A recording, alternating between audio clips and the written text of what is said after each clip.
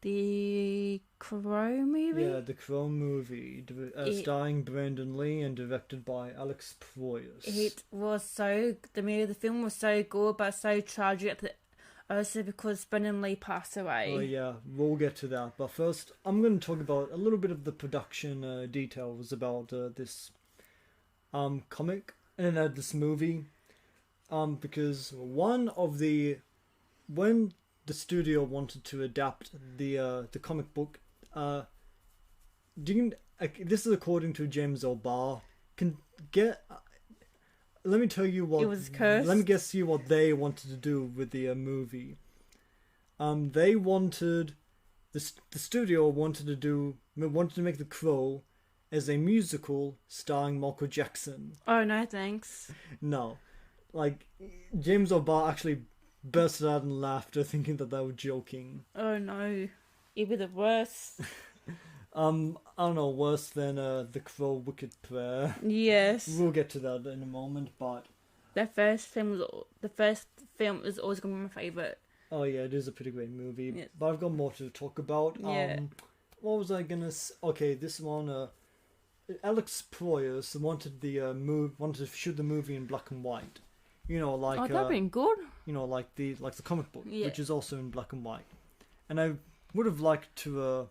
I think I would have liked to see that as well, because you know black and white movies can be pretty cool, despite what some, you know, artless twat will tell you. Yeah. It'd be good if they did like a black and white. And I think even Brandon Lee wanted it to be in black and white. Yeah. But yeah, the studio wouldn't let him shoot it that way. Yeah. Let's see what else is there to say. Johnny Depp was offered. James O'Barr wanted Johnny Depp to portray Eric Draven. That would be it would be good, but I want to see him as Eric Draven. I mean, I think we can all say that Johnny Depp quite literally dodged a bullet. Yes. Something else is that actually I'll get back to that another time, but okay, I guess we can actually just start talking about the movie now. I didn't pull anything from The Crow from the first movie, I think. Let me check what's next really quickly. I pulled that image, but I think that's kind of it. Oh, okay, I like that image. Yeah, I guess we'll just stay on this image until we move on to the next movie. So, anyway, yeah. You know, this movie has a lot of, you know, it was released in 1994, released to positive reviews, made a lot of money at the box office. It wasn't a huge, giant, mega hit, but it was successful. Yes. Brandon Lee definitely would have been a star. Yeah. Had a lot of really good character actors. Yes. There's Annie Hudson, Michael Wincott, Michael Massey, who died a few years ago. Sorry. Yeah, poor guy. Yeah. Never lived over the. Never lived down accidentally killing its star. Yeah. You know, it's got a cool soundtrack with songs by The Cure. Yes. I have the soundtrack on vinyl. Oh, nice. Yeah. But you know, The Cure is pretty much the best song on that record. Oh my god, you just hear Brandon Lee was perfect for the Crow. Oh yeah, it definitely was. I like the makeup, the hair he has, like the clothes he was wearing. Oh, something I can tell you about the makeup. He would apply his own makeup himself the night before and sleep in the makeup, so that when he woke up the next day for shooting, he was ready. Yeah, yes. So the makeup would naturally look more worn out. Yeah, because he thought that looked better. Yes. And yeah, I think it does look better, slightly worn out. Yeah, I like it. Yeah. I like his eye shadow too. He's well, that is part of the makeup. I know. Yeah. He did learn to play guitar for the movie. I think he hated it. I don't think he hated playing guitar. I think he hated carrying the guitar around. Did he ever read the comics? Yeah, he did read the comic. Oh. Well, that's what I'm guessing, because apparently he did quote the fucking comic book to James O'Barr, one costume, and that because James O'Barr didn't like the casting of Brandon Lee initially, because he only saw him in one cheesy kung fu movie. Yeah. and that didn't sell James or bar Yeah. on him. But when he saw Brandon Lee in full costume and full makeup and quoted the lines from the comic, James Bar was like, okay, yeah, this guy's perfect. And yeah, he was perfect for the role, He was. He definitely would have been a star afterwards. Yeah, he would have. Rest in peace, Brandon Lee. Yeah, and it's probably necessary for us to talk about his talk about the accident. So I'm just gonna pull the Wikipedia article, and we're just gonna talk about it really quickly. Production. Just imagine if it didn't got shot, he'd be like in those other films for The Crow. Maybe not, because the movie ends with Eric Draven. Yes. Returning to the afterlife with Shelley Webster. Yeah, that's right. Which, interestingly enough, Shelley Webster and Eric Draven, in the comic, they aren't given last names. Oh, really? Yeah.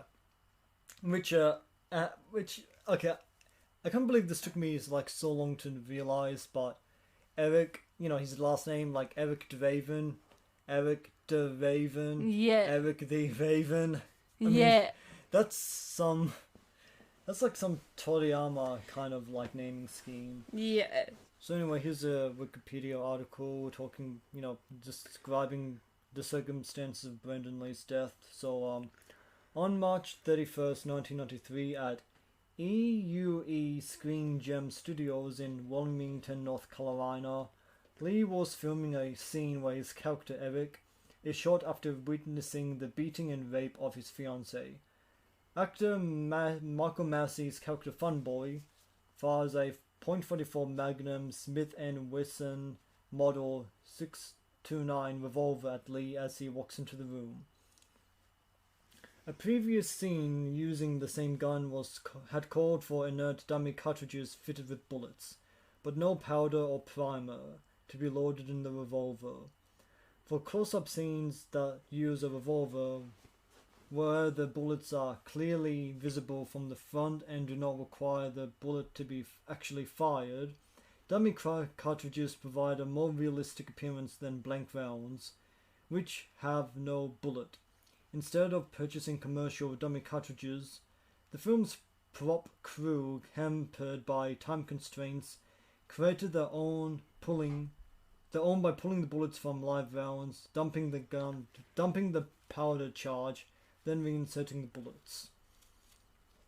In the fatal scene, which called for the revolver to be actually fired at Lee from a distance of 12 to 15 feet, the dummy cartridges were exchanged for blank rounds, which features a live powder charge and primer, but no bullet, thus allowing the gun to be fired without the risk of an actual projectile. As the production company had sent a firearms specialist home early, responsibility for the gun was given to a prop assistant who was unaware of the rule for inspecting all firearms before and after any handling. Therefore, the barrel was not checked for obstructions when the time came to load it with the blank rounds. Since the bullet from the dummy round was already trapped in the barrel, this caused the .44 Magnum bullet to be fired out of the barrel with virtually the same force as if the gun had been loaded with a live round, and it struck Lee in the abdomen, mortally wounding him.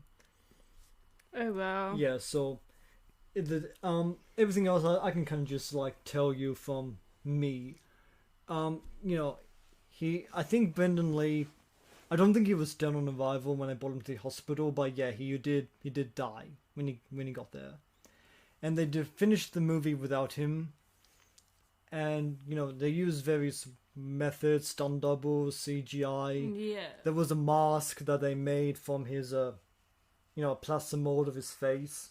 But they got rid of that because everyone thought it was too disturbing. Oh, yeah. Yeah.